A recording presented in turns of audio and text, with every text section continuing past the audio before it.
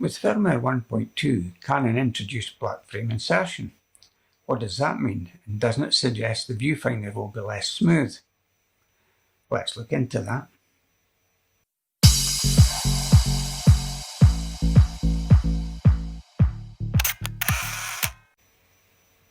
Hi, I'm Tom and you're watching Rumour Has It. Please subscribe for camera news, rumour and informed opinion. It's free to subscribe and it helps the channel grow.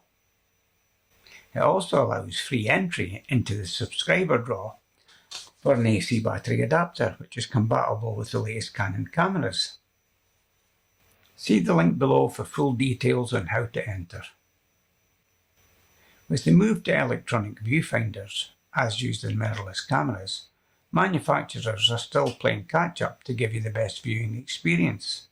However, the TV industry met these challenges years before, when developing the technology, going from plasma to LCD and now OLED screens. The challenge was especially driven by the needs of the gaming industry, who needed fast-action, low-lag displays. Camera manufacturers are still learning from this TV experience and how it translates to camera viewfinders. And Canon especially are keen to catch up in this area, if not surpass Sony in this and other areas. The latest OLED screens in the R5 and R6 are truly amazing, but some people are still put off with the thought of an electronic viewfinder, and complain about motion blur and smearing, even though it's better controlled in the R5 and R6 than it is in other cameras. It's still an area where traditionalists find fault. As 1.2 firmware, we see Canon strive to improve this, and they've decided Blackframe Insertion is the way to go. So what is Blackframe Insertion, or BFI, and why do we need it? BFI is a technique used to reduce motion blur and lag on an electronic video screen. Experience from the TV industry has shown you can only achieve so much by increasing the refresh rate before you start to see the soap opera effect. This is where the motion becomes unreal. It's caused by interpolation, where frames are inserted on a best guess basis by the software to add motion that is faster than the screen frame refresh rate. Did you catch that? However, interpolation can increase lag times and cause dropped frames. This is where a different approach called Blackframe Insertion comes from. BFI relies on the human eye and brain's ability to interpolate motion, rather than rely on the software. The human eye can track birds and animals, ignoring blinks and foliage, and your brain fills in the gaps, making it smooth in real time. BFI relies on this ability and adds black frames to match the motion. This means when you pan the camera, you'll actually see a smoother, less blurred image in the viewfinder because your brain fills in the gaps.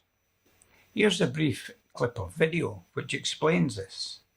You can see where it represents how the eye perceives the motion and how the camera perceives the motion. It's also interesting to see the use of a slider to replicate the panning effect. I'll link to the full video in the description where you can watch it later for more in-depth information. As you can see, BFI can come at a cost of flicker and dimmer screens, but the eye can tolerate flicker depending on the rate, so Canon will have carefully chosen the insertion rate. Also, OLED screens are very bright, so you're unlikely to notice any dimming.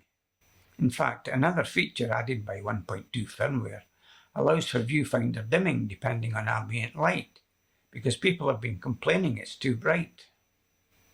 It's not clear yet exactly how Canon have implemented BFI, if it's variable depending on motion or static.